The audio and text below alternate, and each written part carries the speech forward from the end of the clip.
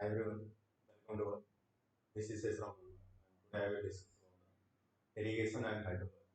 In this session, we will discuss about about the concept through the questions. तो यहाँ पर हम लोग कुछ क्वेश्चंस वगैरह लिए, ठीक है, जो स्लाइड में आपको दिखेगा। और यहाँ पर हमारा मोटिव ये होगा कि इस क्वेश्चंस के थ्रू हम लोग कॉन्सेप्ट को कैसे सीखें, ठीक है। तो यहाँ पर आपके पास डिफरेंट डिफरेंट टाइप के क्वेश्चंस हैं और डिफरेंट डिफरेंट ऑप्शन हैं, और ऑप्शन के अनुसार आप लोग आपके क्वेश्चन को सॉल्व करेंगे। तो यहाँ पर जैसे उसने बोला पहले क्वेश्चन को अगर हम लोग लेके चले, तो पहले क्वेश्चन में बोला उसने पूछा होता following markers applying the water on the rolling line, ठीक है। तो यहाँ पर वो बात कर रहा है कि रोलिंग लाइन, ठीक है, या माउंटेनियस हिली एरिया जहाँ पर आपका स्लोप आपका स्टीप हो जाए, ठीक है, ऐसा कुछ करेंगे। वहां पर हम लोग कैसा जब भी वाटर सप्लाई करना होगा तो हम लोग कैसे इरिगेशन करेंगे। तो ऐसे ही एरिया में जहाँ पर आपका रोलिंग हो, यानी जहाँ पर स्लोप आपका स्टीप हो, वहां पर हमेशा हम लोग वाटर फ्लडिंग यूज करते हैं। Water flooding, water strip flooding method बोलते हैं।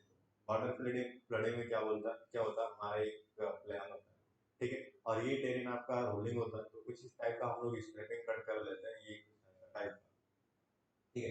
तो यहाँ पर कुछ रिकमेंडेशन होता है कि इसकी जो मैक्सिमम लेंथ होती है, ये लेंथ आपकी 300 मीटर से ज़्यादा नहीं होना चाहिए, ठीक है।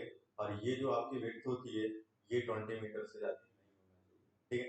तो जब भी हम लोग देखेंगे तो हमारा यहाँ पर लिमिटेशन ये होगा, तो ये क्वेश्चन और फिर और भी पूछा जा सकता है कि इसकी लिमिटेशन वगैरह क्या है, कि हम लोग कितने से कितने तक ये वैलिड होता है, कौन से एरिया में हम लोग इसको यूज करते हैं। ये ध्यान रखना, ये हमेशा हम लोग यूज करते हैं रोलिंग टेरियर में, बॉर्डर।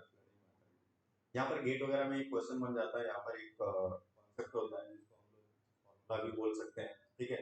यहाँ पर इंटेंस जो फ्रीक्वेंसी ऑफ एरिगेशन होती है वो ई इक्वल टू होता है, यहाँ पर होता है कि आपका एक Y divide by F into log 10 Q divided by Q minus A multiply by F, ठीक है।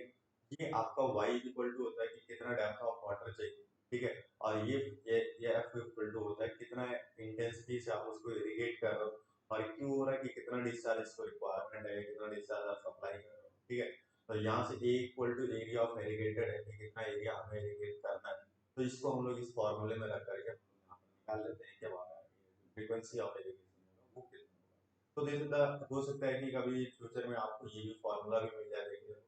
ये इस पर आपको क्वेश्चन गेट में पूछा हुआ, अगर ये गेट में पूछा हुआ तो हो सकता है कि ये फॉर्मूला आपसे पूछा जा सके, ठीक है, क्योंकि ये कैलकुलेशन अपन का गेट में कैलकुलेटर अलाउ होता है, तो वर्चुअल कैलकुलेटर होता है, तो वहां पर हम लोग सॉल्व कर सकते हैं। वैसे जनरली इसको हम लोग यहाँ पर सॉल्व नहीं कर पाएंगे, ठीक है।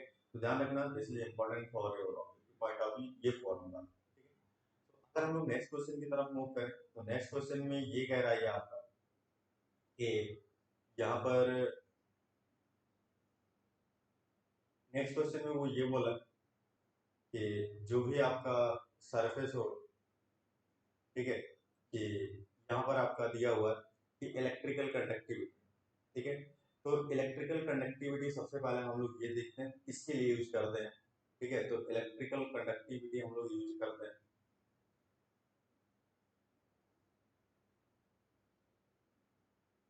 डिजॉल्व सॉलिड को पता करने के लिए, डिजॉल्व सॉलिड, ठीक है। और यहाँ पर अगर हम लोग बात करें डिजॉल्व सॉलिड आपका in the form of alkalinity होगा, ठीक है। एल्कलिनिटी हमारी कितनी हो सकती है, एल्कलिनिटी हो सकती है या तो सॉइल, हमारी जो सॉइल होती है वो एसिडिक हो सकती है, ठीक है, in the presence of the water. तो यहाँ पर बोल रहा हूँ इलेक्ट्रिकल कंडक्टिविटी आपका कितना होगा, इसको हम लोग मेजर जो करते हैं माइक्रो ओम पर सेकेंड सेंटीमीटर में मेजर करते हैं, तो ये चीज ध्यान रखना, ठीक है। तो यहाँ पर हम लोग बोलते हैं कि ये आपका क्राइटेरिया है कि इलेक्ट्रिकल कंडक्टिविटी का रेंज दे रखा है 250 टू 750 माइक्रो पर सेंटीमीटर। तो यहाँ पर ये ध्यान रखना कि जो आपकी ये किसके लिए यूज करते हैं, तो हम लोग डिजॉल्विंग और सॉलिड, यानी हम लोग बात करेंगे कि डिजॉल्विंग सैलिनिटी को मेजर करेगा ये।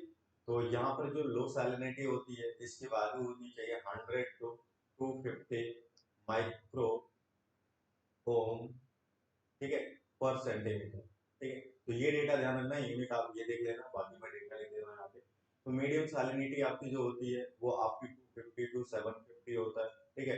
और आपका हाई सैलिनिटी होती है 750 से 2250, यानी 2250, और ये आपका वेरी हाई सैलिनिटी होती है जब आपका 2 माइक्रो ओम पर सेंटीमीटर से क्या होता है ज़्यादा होता है। ठीक है, तो यहाँ पर ऑब्जेक्टिव में क्वेश्चन पूछा हुआ है 250, तो आपका आंसर हो जाएगा। तो यहाँ पर ध्यान रखना कि जो हमारी इलेक्ट्रिकल कंडक्टिविटी होती है मेजर किसको करते हैं, ये हम लोग ऐसा करते हैं। तो आप एक जगह और पढ़ोगे जब हम लोग मेजर करेंगे वाटर क्वालिटी पैरामीटर पढ़ेंगे, ठीक है, केमिकल प्रॉपर्टीज जब हम लोग पढ़ेंगे, रॉ वाटर की purification and treatment in case of the environmental engineering, तो वहाँ पर फिर आपको ये इलेक्ट्रिकल कंडक्टिविटी मिलेगा कि dissolve solid equal to electrical conductivity, ठीक है, तो वहाँ पर भी आपको ये पैरामीटर मिलेगा और वो क्वेश्चन रिपीटेड है ईएस में मेनी टाइम्स, ठीक है, तो इस बात को आप ध्यान रखना। अब यहाँ पर एक सोडियम एब्जॉर्प्शन रेशियो एक पैरामीटर होता है कि जब हमारे पास सॉइल सैंपल जो हमारा वाटर होता है उसमें आपकी सोडियम की एब्जॉर्प्शन कैपेसिटी ज़्यादा हो जाए, ठीक है, तो उसी को हम लोग बोलते हैं सोडियम एब्जॉर्प्शन रेशियो। तो ये जो हमारा सोडियम एब्जॉर्प्शन रेशियो की यहाँ पर एक कॉन्सेंट्रेशन वैल्यू होती है जिसको हम लोग बोलते हैं SAR is equal to Na plus divided by under root Ca plus plus plus, और यहाँ पर हो जाता है Mg plus plus divided by. यहाँ से हम लोग बोलते हैं कि ये जो आपका सोडियम है इसको बोलते हैं कॉन्सेंट्रेशन ऑफ सोडियम, ठीक है, और इसको बोलते हैं कॉन्सेंट्रेशन ऑफ द कैल्शियम, और इसको कॉन्सेंट्रेशन ऑफ मैग्नीशियम। जो भी डेटा दिया होगा हम लोग यहाँ पर रख करके इसको सॉल्व कर लेंगे। तो यहाँ पर SAR की डिफरेंट डिफरेंट वैल्यू आती है, ठीक है, तो उसका रेंज यहाँ पर होता है, एक होता है 0 to 10, 10 टू होता है आपका 18, 18 to 26, ठीक है, 26 to 34 होता है। इसको लोग बोलते हैं लो सोडियम एब्जॉर्प्शन रेशियो, लो एसआर, ठीक है, इसको बोलते हैं हम लोग मीडियम एसआर, और इसको हम लोग बोलते हैं हाई, और इसको हम लोग बोलते हैं वेरी हाई, ठीक है। तो यहाँ पर ये इंपॉर्टेंट हो जाता है कि ये आपका जो एब्जॉर्प्शन रेशियो है इसका लिमिट कितना है। तो वो क्वेश्चन कई तरीके से पूछ सकता है, या तो ये ऐसा दे सकता है और फिर पूछ ले कौन से टाइप का आपका सोडियम एब्जॉर्प्शन रेशियो है, ठीक है, या कितने कितने आपकी क्वांटिटी आपकी कितनी अवेलेबिलिटी है, ठीक है, सोडियम एब्जॉर्प्शन रेशियो के फॉर्म में। तो आप यहाँ से कैलकुलेट करोगे, कैलकुलेट तभी कर पाओगे जो सोडियम दिया होगा, कैल्शियम और मैग्नीशियम और कॉन्सेंट्रेशन दिया होगा, ठीक है। आगे हम लोग इस पे क्वेश्चन देखेंगे, तो आप यहाँ पर ये डेटा याद रख लेना। तो यहाँ पर जो सोडियम एब्जॉर्प्शन रेशियो का फॉर्मूला होगा वो आपका Na प्लस यानी आपका सी पार्ट सही होगा। और अगर हम लोग बात करें the sodium absorption ratio for the high sodium absorption like, ठीक है, हाई की वैल्यू पूछ रहा है यहाँ पर, वेरी हाई की वैल्यू नहीं पूछ रहा, तो हाई आपका कब होगा जब आपका 18 to 26 हो जाएगा, 18 to 26 यानी सी। तो यहाँ पर हम लोग बात कर सकते हैं this is valid for the low, and this is valid for the medium, and this is valid for the high, and this is valid for the very high, ठीक है। यहाँ पर डिफरेंट डिफरेंट पैरामीटर और different different हम लोग classification, ठीक है। Optimum KOR watering for the rice, ठीक है, तो यहाँ पर एक ऑप्टिमम डेप्थ ऑफ KOR, ठीक है, ऑप्टिमम एक आपका KOR वैल्यू हम लोग लेते हैं, तो यहाँ पर एक KOR पीरियड होता है और एक KOR डेप्थ होता है। तो KOR पीरियड का मतलब ये होता है जब हम लोग किसी फसल को सो करते हैं यानी बोते हैं, ठीक है, तब वहां से जब तक आपका ये शुरू में ग्रोथ ना कर जाए कुछ, तो ये कहता है 2 to 3 सेंटीमीटर अगर आपका ग्रोथ कर जाए उसके बाद आप वाटरिंग कर रहे हो, ठीक है, और ये वाटरिंग तब तक करोगे जब तक उसकी हार्वेस्टिंग ना हो जाए, ठीक है, तब तक का जो वाटर पीरियड होता है, ठीक है, उसी को हम लोग KOR पीरियड बोलते हैं। और इसमें जो हम लोग डेप्थ ऑफ वाटर रखते हैं उसी को हम लोग बोलते हैं KOR डेप्थ, ठीक है। यहाँ पर हम लोग नेक्स्ट वो देखते हैं, नेक्स्ट स्लाइड उसमें हम लोग देखते हैं। तो यहाँ पर ध्यान रखना कई कई कैटेगराइज होती हैं, राइस के लिए इंपॉर्टेंट, आप राइस का याद कर लेना, इसकी जो वैल्यू होती है वो 190 mm होती है या 90 सेंटीमीटर होती है, ये डेटा आप याद रखना चावल के लिए, ठीक है, ये इंपॉर्टेंट आपका। और यहाँ पर क्वेश्चन नंबर 6 इसमें ये दे रखा है कि irrigation water having the concentration of the C, यानी Na plus Ca plus plus और Mg प्लस प्लस का वो कंसंट्रेशन दे रखा है, तो आपकी SAR कितना होगा, ठीक है, तो SAR आपकी देख सकते हो, Na प्लस की वैल्यू दे रखा है आपका 20, Ca प्लस का दे रखा है प्लस प्लस का 3, और Mg प्लस प्लस का कंसंट्रेशन दे रखा है 1। तो यहाँ पर हम लोग लिख सकते हैं Na plus divided by under root Ca plus plus Mg plus plus divided by 2। तो यहाँ पर अगर आप देखोगे तो Na प्लस की वैल्यू आपकी जो है वो आपका 20 डिवाइडेड बाई 3 प्लस 1 का स्क्वायर डिवाइडेड बाई 2। तो जब आप इसको सॉल्व करोगे ये 4/2 हो जाएगा, यानी 20 डिवाइडेड बाई स्क्वायर ऑफ 2 हो जाएगा। जब आप इसको सॉल्व करोगे तो 20 डिवाइडेड बाई 1.414, तो इसका मतलब कि जब आप इसको डिवाइड करोगे तो ये आपका आपका हो जाएगा 1 और ये हो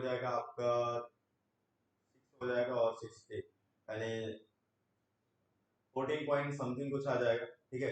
तो 14 पॉइंट समथिंग कुछ आ जाएगा, इसका मतलब कि जो ये वैल्यू होगी तो आपको वही याद रखना, 0 to 10, 10 to 18, 18 to 16, ठीक है, और 18 to 26, 26 to 34। तो ये आपका हो जाएगा लो, और ये हो जाएगा आपका मीडियम, और ये हो जाएगा आपका हाई, और ये हो जाएगा आपका वेरी हाई। तो यहाँ पर आपका देख रहे हो ये 14 या 15 कुछ ऐसा अप्रॉक्स आएगा। ये वैल्यू जो हो जाएगी 10 to 18 के बीच में आ रही है, तो ये हमारी कौन सी वैल्यू हो जाएगी, मीडियम सोडियम, ठीक है। तो ये मीडियम सोडियम ऐसे आ रहा है। तो यहाँ पर आपको नेक्स्ट क्वेश्चन कह रहा है the relation between the duty in hectare cumec और depth of the water delta in the, इसको अगर हम लोग कंसीडर करें तो यहाँ पर आपका डी को बोलते हैं हम लोग ड्यूटी। ड्यूटी हमारा ये होता है कि किसी भी फील्ड में हम लोग 1 क्यूबिक मीटर पर सेकेंड आप वाटर सप्लाई कर रहे हो, तो कितने हेक्टेयर एरिया आप इरिगेट कर सकते हो, उसको हम लोग बोलते हैं ड्यूटी। तो ड्यूटी का डेफिनेशन हम लोग फिर से देख सकते हैं कि किसी भी फील्ड में जो आपकी एरिया होगी वो हेक्टेयर में आपका आना चाहिए, और 1 मीटर क्यूब पर सेकेंड आप वाटर सप्लाई करो तो कितनी एरिया आप इरिगेट कर सकते हो, उसी को हम लोग बोलते हैं ड्यूटी। और यहाँ पर एक वर्ड बचा है delta, delta equal to depth of water of root zone होता है, इसमें आपका कितना डेप्थ ऑफ वाटर तक आप वाटर सप्लाई कर रहे हो, तो उसी को हम लोग बोलते हैं डेल्टा। यहाँ पर एक रिलेशन होता है टाइम पीरियड बेस पीरियड में, ठीक है। तो यहाँ पर दो पीरियड होता है, एक आपका बेस पीरियड होता है और एक क्रॉप पीरियड होता है। तो जो क्रॉप पीरियड की वैल्यू होती है वो 10 to 12% ऑफ एक्स्ट्रा होता है बेस पीरियड पे, यानी क्रॉप पीरियड आपका ज्यादा होता है as compare to base period. अगर कोई इन्फॉर्मेशन नहीं दिया हो तो base period equal to crop period ले लेते हैं। तो यहाँ पर आपका जो रिलेशन आता है D is equal to 8.64 B divided by delta. यहाँ पर आपकी जो ड्यूटी होती है, ये डी की यूनिट वेरी इंपॉर्टेंट है, ठीक है। ये आपका एक फॉर्मूला ड्राइव करके आता है, ठीक है, इसमें कोई दिक्कत नहीं है। तो ड्राइव करने का फॉर्मूला हम लोग यहाँ पर इतना ड्राइव कर नहीं पाएंगे क्योंकि हम लोग को यहाँ पर ऑब्जेक्टिव क्वेश्चन ट्रीट करना है, और ऑब्जेक्टिव क्वेश्चन को ट्रीट करने या टैकल करने के लिए हम लोग जितना कम टाइम दें उतना बेटर है। तो इसलिए चीजें आपको कुछ चीजें याद करनी पड़ेगी, ठीक है। और याद क्या करनी पड़ेगी, आप जितना प्रैक्टिस करोगे आपको उतनी चीजें याद रहेंगी, ठीक है। D is equal to duty बोलते हैं, इसको हम लोग बोलते हैं हेक्टेयर पर क्यूमेक, ठीक है। डेल्टा को आप रखना, इस डेल्टा को डेप्थ ऑफ वाटर को मीटर में रखना, बी को नंबर ऑफ डेज में रखना, ठीक है। तो यहाँ पर आपका जो ऑप्शन हो जाएगा यानी D equal to 8.64 B divide by delta. तो ये आपका जो आंसर होगा D equal to 8.64 B divided by delta, ठीक है। या आप डेल्टा इज इक्वल टू, आप यहाँ पर अल्टरनेट कर दो, delta is equal to 8.64 B divide by D हो जाएगा। तो यहाँ पर जो वैल्यू हो जाएगी 8.64 बी डिवाइड बाई डी, तो ऑप्शन आपका ठीक है। अब ये जो ड्यूटी की वैल्यू होती है वो कुछ ऑर्डर होता है, तो ड्यूटी इज लार्जेस्ट, एक ऑर्डर में दे रहा हूँ, इस चीज को आप ध्यान रखना, और ड्यूटी लार्जेस्ट, ठीक है, और इन डिक्रीजिंग ऑर्डर लिखते हैं। डिक्रीजिंग ऑर्डर में आपका लार्जेस्ट सबसे कहाँ पर होगा, तो सबसे पहले आप जब भी वाटर सप्लाई करोगे तो वो आपका होगा सबसे पहले ऑन द फील्ड, ठीक है। और उसके बाद होगा वाटर कोर्स में, वाटर कोर्स मतलब जो आप डायरेक्ट फील्ड में जो इसके थ्रू आपको वाटर कन्वेन कर रहे हो, ठीक है, वाटर कोर्स हो गया। उसके बाद आपका ब्रांच कैनाल, डिस्ट्रीब्यूटरी कैनाल होगा, डिस्ट्रीब्यूटरी कैनाल, ठीक है। उसके बाद आपका होगा ब्रांच कैनाल, उसके बाद आपका होगा मेन कैनाल। तो मेन कैनाल में आपकी ड्यूटी सबसे कम होती है, उसके बाद ब्रांच में होती है, उसके बाद डिस्ट्रीब्यूटरी में, उसके बाद वाटर कोर्स होती है, उसके बाद फील्ड, यानी फील्ड में आपका सबसे ज्यादा, फिर आपका वाटर कोर्स में, फिर आपका डिस्ट्रीब्यूटरी में, उसके बाद ब्रांच कैनाल में, उसके बाद आपका मेन कैनाल। तो यहाँ पर पूछा है ड्यूटी इज लार्जेस्ट, तो हम लोग बात करेंगे ऑन द फील्ड, ठीक है। फील्ड में पहले होगा, उसके बाद वाटर कोर्स में होगा, उसके बाद आपका मेन कैनाल, यहाँ पर मेन कैनाल दे रखा है, same of the all places, ये तो गलत हो जाएगा, ठीक है।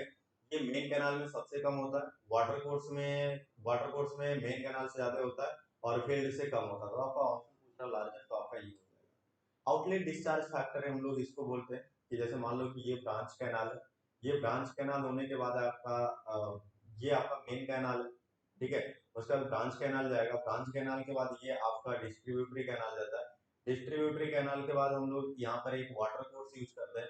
तो वाटर कोर्स के यहाँ पर हम लोग जो मानते हैं, यहाँ पर जो डिस्चार्ज होता है, ठीक है, उसी को हम लोग बोलते हैं डिस्चार्ज आउटलेट फैक्टर। तो डिस्चार्ज आउटलेट फैक्टर हमेशा वाटर कोर्स में आएगा, ठीक है। और यहाँ पर नेट क्वांटिटी ऑफ वाटर आपका आएगा यहाँ पर at the head of the distributary canal, ठीक है। तो आपका जो यहाँ पर आंसर होगा वो आपका सी पार्ट होगा, वाटर कोर्स पर आपका सबसे ज्यादा सबसे आउटलेट डिस्चार्ज फैक्टर होगा, ठीक है। यहाँ पर में ब्रांच में डिस्ट्रीब्यूटरी पर आपका हो जाएगा यहाँ पर नेट क्वांटिटी ऑफ वाटर, ठीक है। मेन कैनाल पे आपका ग्रॉस वाटर हो जाएगा, यानी यहाँ पर जो होगा ग्रॉस आउटलेट होगा, ये ग्रॉस आउटलेट होगा। और ये डिस्ट्रीब्यूटरी पर आपका यहाँ पर होता है आपका ग्रॉस की वजह से आपका नेट हो जाएगा, नेट आउटलेट, ठीक है। तो ये ध्यान रखना, जब मेन कैनाल के हेड पर जाएंगे तो हम लोग का ग्रॉस आउटलेट होगा या ग्रॉस डिस्चार्ज फैक्टर होगा। और यहाँ पर जब हम लोग डिस्ट्रीब्यूटरी पर जाएंगे तो डिस्ट्रीब्यूटरी पर आपका हो जाएगा डिस्ट्रीब्यूटरी पर आपका हो जाएगा नेट डिस्चार्ज आउटलेट फैक्टर। और जब हम लोग जाएंगे वाटर कोर्स पर, वाटर कोर्स के हेड पर आपका या आउटलेट पर हो जाएगा आपका जो भी होगा उसको हम लोग बोलेंगे आउटलेट डिस्चार्ज फैक्टर, ठीक है। तो उम्मीद करता हूँ यहाँ तक आपको क्लियर है।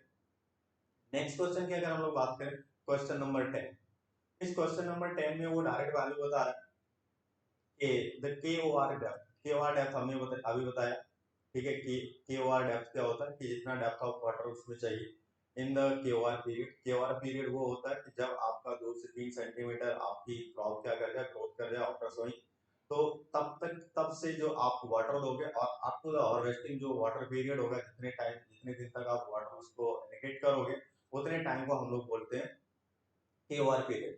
तो यहाँ पर KOR पीरियड दे रखा है V is equal to 14 days, ठीक है।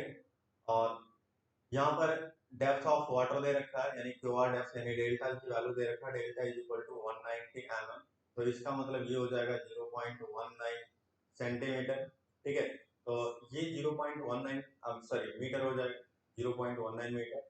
और यहाँ पर वो पूछ रहा है कि आउटलेट फैक्टर कितना होगा, यानी यहाँ पर आपको वो ड्यूटी के बारे में पूछ रहा है, ठीक है। तो ड्यूटी इज इक्वल टू हो जाएगा 8.64 बी डिवाइडेड बाई डेल्टा, तो कुछ करना ही नहीं है, हो जाएगा 8.64 मल्टीप्लाई बाई ये बी दिया हो 14 डिवाइड बाई 0.19। अगर आप इसको सॉल्व करेंगे तो ये आपका कितना देगा 8.64 मल्टीप्लाई बाई 14 डिवाइडेड बाई 0.19। तो इसकी यूनिट आपकी जो वैल्यू आ जाएगी वो आ रही है, एक बार फिर से चेक कर लेते हैं। कितने दिन की दे रखा 190 और ये आपको दे रखा 14 डेज की। तो 14 डेज की वजह से अगर हम लोग देखेंगे यहाँ पर,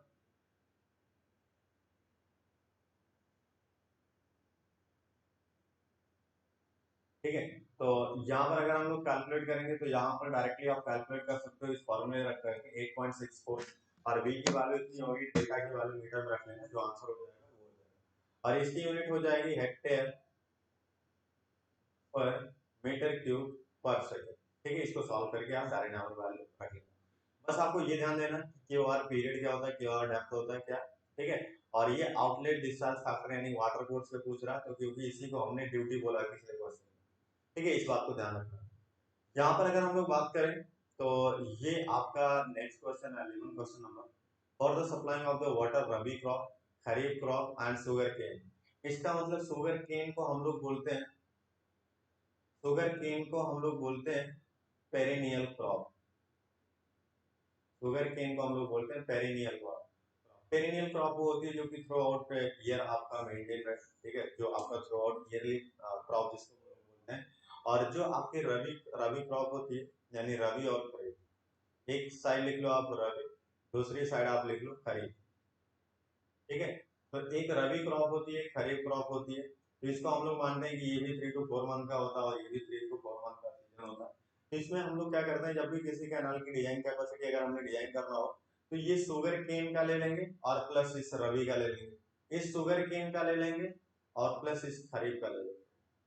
और इन दोनों के बेसिस पे इसका हम लोग डिस्चार्ज निकालेंगे और इसका डिस्चार्ज रिक्वायरमेंट निकालेंगे और इसका निकालेंगे और इसका निकालेंगे।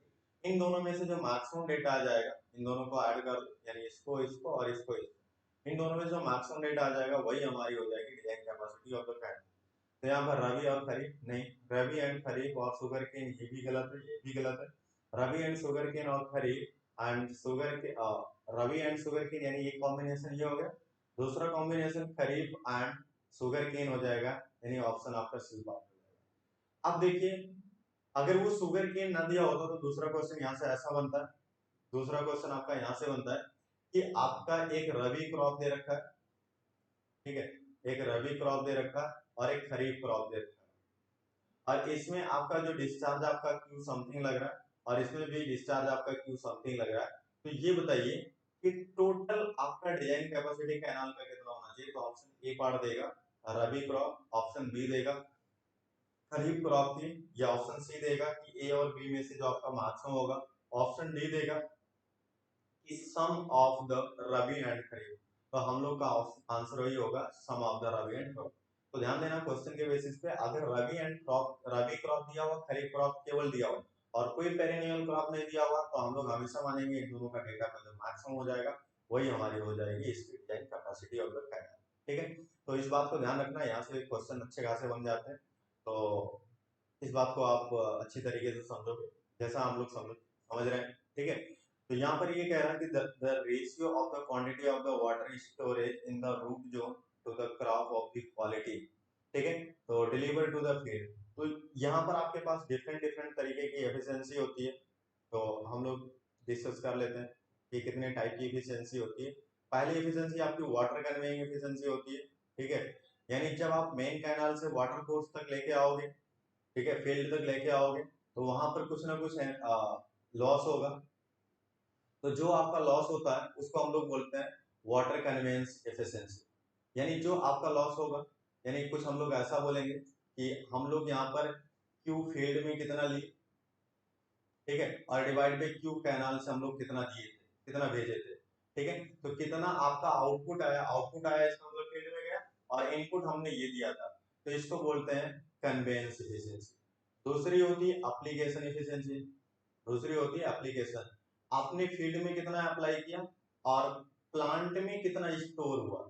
ठीक है, प्लांट में यानी मतलब कितना डेप्थ ऑफ वाटर आपने स्टोर किया, तो इसको बोलते हैं एप्लीकेशन एफिशिएंसी। तो यहाँ पर आपका कन्वेंस एफिशिएंसी मतलब कि फील्ड डिवाइडेड बाय कैनाल होना चाहिए था, और दूसरी आपकी एप्लीकेशन एफिशिएंसी की बात करा तो इसका मतलब कितना आपका वाटर जोन और quantity of the water stored in the root zone में कितना स्टोर हुआ क्रॉप के। ठीक है, और quantity of the applied the field, यानी मतलब ये एप्लीकेशन एफिशिएंसी है। तो ये कौन सा हो जाएगा, water application efficiency. Use efficiency वो हो जाएगा कितना आपने फील्ड में अप्लाई किया था और वो कितना आपका यूज किया रूट जोन। ठीक है, तो इसको हम लोग बोलते हैं वाटर यूज एफिशिएंसी। ठीक है, और यहाँ पर होता है water storage efficiency. Storage efficiency का मतलब ये होता है कि कितना उसको नेट चाहिए था, कितना रिक्वायरमेंट था, कितना नीड था, और आपने कितना सप्लाई किया। ठीक है, रूट जोन में कितना आपने स्टोर कराया, उसको हम लोग बोलते हैं वाटर स्टोरेज एफिशिएंसी। ठीक है, एक होती है water distributary efficiency. Water distributary efficiency को हम लोग बोलते हैं 1 minus D divide by overall D. ठीक है, मल्टीप्लाई बाई 100, ये आपका परसेंटेज में डेटा है। टी इज इक्वल टू हम लोग बोलते हैं सम ऑफ द स्टैंडर्ड डेविएशन में। जैसे मान लो कि आपका कोई एक सरफेस ऐसा है, एक सरफेस ऐसा, एक सरफेस ऐसा, तो यानी हमने तीन सेक्शन, यहाँ पर आपका ये ग्राउंड सरफेस है और यहाँ पर हमने D1 चूज कर लिया और ये D2 चूज कर लिया और ये D3 चूज कर लिया। ठीक है, तो यहाँ पर हम लोग ये देखेंगे कि ये D1 D2 D3 में तीनों में कितना डेविएशन हो रहा है। तो इन तीनों का एवरेज निकाल लो, तो D1 plus D2 plus D3/3 हो जाएगा, तो इनका एवरेज निकल जाएगा। अब हमारा जो एवरेज आएगा उसके रेफरेंस में इसका डेविएशन देखो, उसके रेफरेंस में इसका डेविएशन देखो, उसके रेफरेंस में इसका डेविएशन देखो। डेविएशन कहने का मतलब कि जब आपका मीन निकल जाएगा तो यहाँ पर D mean minus D1, D mean minus D2, D mean minus D3। तो जब आप इन तीनों को D1 ये आप कैलकुलेट करोगे तीनों को, यहाँ पर माइनस डेटा आएगा, माइनस की नोट करके साथ को आप प्लस ले लो, उसके बेसिस पे आप इसको डिवाइड बाय ओवरऑल जो आपका ये रूट जोन का डेप्थ दिया होगा एक, उसके बेसिस पे आप यहाँ पर दोनों को क्या कर लेना, डिस्ट्रीब्यूट कर लेना और दोनों का रेशियो निकाल लेना और 1 से माइनस कर देना, वो आपका डिस्ट्रीब्यूशन एफिशिएंसी निकल जाएगा। ठीक है, तो यहाँ पर जो आंसर था हमारा वो था water application efficiency. Water application efficiency मतलब कि कितना आप वाटर फील्ड में आप अप्लाई कर रहे हो। ठीक है, लेकिन रोड जोन में बहुत कुछ वाटर यूज हो रहा है, यानी आपका स्टोर हो रहा है, तो जो रोड जोन में स्टोर हो रहा है divided by water amount of water which is delivered in the field, दोनों के रेशियो को हम लोग बोलते हैं water application efficiency. Conveyance efficiency को उसको बोलते हैं जो फील्ड में आपने अप्लाई किया टू द, जो आपने मेन कैनाल से आपने वाटर डिलीवर किया था उसके रेशियो को हम लोग बोलते हैं कन्वेंस एफिशिएंसी। आपका यूज एफिशिएंसी उसको बोलते हैं कि कितना आपने फील्ड में अप्लाई किया और कितना रूट जोन में आपका स्टोर, रूट जोन आपका कितना आपका यूज किया उसको, तो उसको वाटर यूज एफिशिएंसी बोलते हैं। ठीक है, तो यहाँ पर अब ये आपको बोल रहा है कि यहाँ पर कुछ इस टाइप का डेटा बोल रहा है। ये क्वेश्चन नंबर 13, क्वेश्चन नंबर 13 बोला था water utilising by the plants available in the soil. ठीक है। तो यहाँ पर हम लोग मानते हैं कि जो हमारी सॉइल होती है, जो हमारी सॉइल होती है, सॉइल बनता है, आपको बेसिक कॉन्सेप्ट सॉइल का पता होना चाहिए। ये आपका दो चीजों से मिलकर बना होता है, दो कंपोनेंट, एक सॉलिड होता है, दूसरा गैप होता है। ये गैप फिल होगा या तो वाटर के साथ फिल होगा, या तो एयर के साथ फिल होगा, या तो वाटर प्लस एयर दोनों होगा। ठीक है। जब हमारा ये सॉलिड, यहाँ पर हम लोग मानेंगे ये सॉलिड होगा, यहाँ पर आपका ये वाटर होगा, दूसरे केस में यहाँ पर आपका सॉलिड होगा और ये आपका एयर होगा। तीसरे कंडीशन में हम लोग ऐसा मान सकते हैं, यहाँ पर सॉलिड होगा, ये वाटर होगा और एयर होगा। यहाँ पर जो हम लोग इसको हम लोग बोलते हैं फेजेज डायग्राम। ठीक है। कभी भी सॉइल सिंगल फेज में पॉसिबल नहीं है। अगर ये सॉइल सिंगल फेज में पॉसिबल होगा तो इसको हम लोग रॉक बोलेंगे, कभी भी उसको सॉइल नहीं बोलेंगे। This is a very important, क्योंकि आपको सवाल तभी बोल पाएंगे जब आपका वाइड रेशियो होगा, और वाइड रेशियो अगर आपका एग्जिस्ट कर रहा है तो E is not equal to 0 होना चाहिए। तो जब भी हम लोग सवाल बोलेंगे तो हमारा ई यानी मतलब वाइड रेशियो होगा, कभी 0 नहीं होना चाहिए। ठीक है। तो ये आपने टेक्निकल टर्म है जो हम लोग सॉइल मैकेनिक्स में पढ़ते हैं। तो इसको हम लोग बोलते हैं टू फेज सिस्टम, इसको बोलते हैं टू फेज सिस्टम जिसमें तीनों प्रेजेंट होते हैं, सॉलिड, वाटर और एयर। तो उसको हम लोग बोलते हैं थ्री फेज सिस्टम। ठीक है। तो यहाँ पर क्या करना, टू फेज सिस्टम और आपको थ्री फेज सिस्टम ये बाइफरकेट करना, क्वेश्चन यहाँ से अच्छे खासा पूछा जाता है। तो यहाँ पर हम लोग मानते हैं कि जो हमारा सॉइल सैंपल होगा उनके बीच में गैपिंग होगी। अब उनके बीच में गैपिंग होगी तो हो सकता है वो गैप छोटा हो जाए, हो सकता है वो साइज क्या हो जाए, बड़ी हो जाए। तो हम लोग मानते हैं कि यहाँ पर जो हमारी सॉइल होती है वो डिफरेंट टाइप की होती है। सैंड होता है आपका, सैंड होता है आपका, ग्रेवल होता है, सैंड होता है, सिल्ट होता है, क्ले होता है। उसका बाइफरकेशन हम लोग सॉइल मैकेनिक्स में पढ़ते हैं। तो जो हमारी ग्रेवल होती है वो हमारा सैंड होता है, कुछ हमारी सिल्ट होती है और कुछ हमारी क्ले होती है। तो सैंड और इस ग्रेवल में आपकी इतनी ज्यादा साइज ऑफ वर्ड्स होती है कि यहाँ पर कोई कैपिलरिटी एक्शन वगैरह नहीं बनता। जो भी कैपिलरिटी एक्शन बनता है वो हमारा मोस्टली आपका सिल्टी सॉइल और आपका क्ले सॉइल में बनता है। तो हम लोग जानते हैं कि जब भी हमारा सॉइल सैंपल होगा इनके बीच में आपका गैपिंग होगा, तो गैपिंग होगा तो यहाँ पर वाटर फिलअप करेगा। ठीक है। हो सकता है ड्राई कंडीशन में हो जाए, हो सकता है ये वाटर कंडीशन में हो जाए। तो हम लोग यहाँ पर soil water different different zone बनाते हैं। ठीक है। वाटर का, तो उसको हम लोग बोलते हैं सॉइल वाटर। तो ये सॉइल वाटर को पहले हम लोग देख लेते हैं कि कैसा होता है, उसके बेसिस पे हम लोग आगे बात करेंगे। तो यहाँ पर जो हमने बताया कि जो सॉइल के बीच में, यानी यहाँ पर मैं बता दे रहा हूँ कि ये जो सॉइल के बीच के पार्टिकल के गैपिंग है, इसमें जब आपकी बारिश होगी तो कुछ अमाउंट ऑफ वाटर स्टोर हो जाएगा और कुछ अमाउंट ऑफ वाटर ग्रेविटी के अगेंस्ट नीचे चला जाएगा, और कुछ अमाउंट ऑफ वाटर होगा, ये जो हमारी क्ले पार्टिकल होते हैं इनके ऊपर सरफेस चार्ज होता है ड्यू टू फ्लैकेज की वजह से। ठीक है। और यहाँ पर आपकी मिनरल की वजह से सरफेस चार्ज होता है, और इस सरफेस चार्ज की वजह से यहाँ पर प्लस होता है और H2 से OH माइनस बना करके एक जेल बना लेते हैं इसके सरफेस पे। इस जो अमाउंट ऑफ वाटर इसके सरफेस पर अब्जॉर्ब हो जाता है उसको हम लोग बोलते हैं, यानी एब्जॉर्ब करने का मतलब ये जो केमिकली कंबाइन हो जाता है उसको एडजॉर्ब वाटर बोलते हैं। और इसी प्रोसेस को, यानी जो भी वाटर प्रेजेंट होता है इस फॉर्म में, उसको हम लोग हाइग्रोस्कोपिक वाटर बोलते हैं। Hygroscopic water. तो ये जो हाइग्रोस्कोपिक वाटर है इसको हम लोग जनरली आपके इंजीनियरिंग प्रॉपर्टी के लिए यूज नहीं करते। इसको अगर हमें यूज करना है तो हमें क्या करना पड़ेगा, यानी इस वाटर को अगर हमें डिस्ट्रॉय करना है तो हमें ओवन ड्राइड मेथड यूज करना पड़ेगा, जिसमें हम लोग वाटर कंटेंट मेजर यूज करते हैं। तो हमारा इसके लिए हम लोग सॉइल मैकेनिक्स में ऑलरेडी डिस्कस करते हैं कि हमारा एक मेथड होता है जिसको हम लोग ओवन ड्राइड मेथड बोलते हैं। आप लोग सिविल इंजीनियरिंग स्टूडेंट है तो आप लोग को ये सब पता होगा कि ओवन ड्राइड मेथड क्या होता है। ओवन ड्राइड मेथड में हम लोग क्या करते हैं, सारे पार्टिकल को अलग अलग करके एक हाई टेम्परेचर पर हीट करते हैं। जब हाई टेम्परेचर पर हीट करते हैं और अलग अलग कर देते हैं तो ये सारे पार्टिकल के बीच में जो आपकी बॉन्डिंग होती है केमिकल वाटर और इस सरफेस चार्ज के बीच में, यहाँ पर डिसोसिएशन हो जाता है आयंस का, और ये डिस्ट्रॉय हो जाते हैं, और जिससे ये आपका ये क्वांटिटी ऑफ वाटर क्या हो जाती है, डिस्ट्रॉय हो जाती है। तो हम लोग ये बोलते हैं कि ये अगर हमारा जो हाइग्रोस्कोपिक वाटर है ये हम लोग जनरली यूज नहीं कर पाते। तो यहाँ पर हमारा एक जोन होता है जिसको हम लोग बोलते हैं हाइग्रोस्कोपिक वाटर। Hygroscopic water. और यहाँ पर कुछ जोन होता है जो अमाउंट ऑफ वाटर ग्रेविटी के थ्रू एक्शन नीचे चला गया तो उसको हम लोग ग्रेविटी वाटर बोलते हैं। ठीक है। और ये ग्रेविटी वाटर कभी भी हम लोग के रूट जोन यानी क्रॉप के लिए यूजफुल नहीं होता। ठीक है। तो इसको बोलते हैं unavailable water. Unavailable water, gravity water. और इन दोनों के बीच में एक हमारा कैपिलरी जोन होता है। कैपिलरी जोन, कैपिलरी जोन वो जोन है या वो वाटर है जो कि इस वाटर में ट्रैप हो जाता है ड्यू टू यहाँ पर हमारा सरफेस टेंशन लगता है हर पार्टिकल के सरफेस पे, और सरफेस टेंशन की वजह से यहाँ पर ट्रैपिंग हो जाती है वाटर की, और उसी को हम लोग बोलते हैं जो वाटर इस सरफेस टेंशन की वजह से ऊपर की तरफ राइज करती है, जो कि रूट जोन क्या करता है, इसको अपनी की तरफ सक करने की कोशिश करता है, उसी वाटर को हम लोग बोलते हैं कैपिलरी वाटर। और ये कैपिलरी वाटर इसको हम लोग बोलते हैं, इस कैपिलरी वाटर को बोलते हैं कि अवेलेबल वाटर है फॉर द रूट जोन, यानी क्रॉप रूट के लिए। तो ये जो वाटर होता है इसको हम लोग बोलते हैं कि आपकी कैपिलरी वाटर होता है। अब जो हमारी ये कैपिलरी वाटर होता है इसको हम लोग, ये जो वाटर होता है हमेशा हमेशा टेंशन नेचर में होता है, ठीक है, हमेशा टेंशन नेचर में होता है, ठीक है। जब आप सॉइल मैकेनिक्स पढ़ोगे तो आप पढ़ोगे जो कैपिलरी वाटर होता है इसकी वजह से क्या होता है, तो इसकी वजह से जितनी भी इंजीनियरिंग प्रॉपर्टीज होती हैं वो इंप्रूव हो जाती है, ठीक है, क्योंकि वाटर टेंशन में होता है। और हम लोग जानते हैं कि हमेशा जब भी वाटर टेंशन में जाएगा तो माइनस गामा इंटू डी आपका एक नेगेटिव प्रेशर डेवलप करेगा, और नेगेटिव नेगेटिव होकर के आपका पूरा वाटर प्रेशर पॉजिटिव हो जाएगा। तो उसकी वजह से हमारी इफेक्टिव स्ट्रेंथ पैरामीटर्स वगैरह बढ़ जाती है, और इफेक्टिव स्ट्रेंथ बढ़ जाती है वहां पर हमारी एक प्रॉपर्टी होती है जिसका इंजीनियरिंग प्रॉपर्टीज कहते हैं, वो हमारी ठीक है। तो डजेंट मैटर, हम लोग सॉइल मैकेनिक्स भी डिस्कस करेंगे, तो ये थोड़ा सा डिस्कशन था यहाँ पे। तो कैपिलरी जोन हमारा वो जोन होता है जहां पर हमारा ये कैपिलरी वाटर उसको बोलते हैं जो हमारा वाटर यूजफुल होता है फॉर द रूट जोन। यहाँ पर एक पीडब्ल्यूपी होता है, परमानेंट बिल्डिंग पॉइंट इसको बोलते हैं, पीडब्ल्यूपी परमानेंट बिल्डिंग पॉइंट।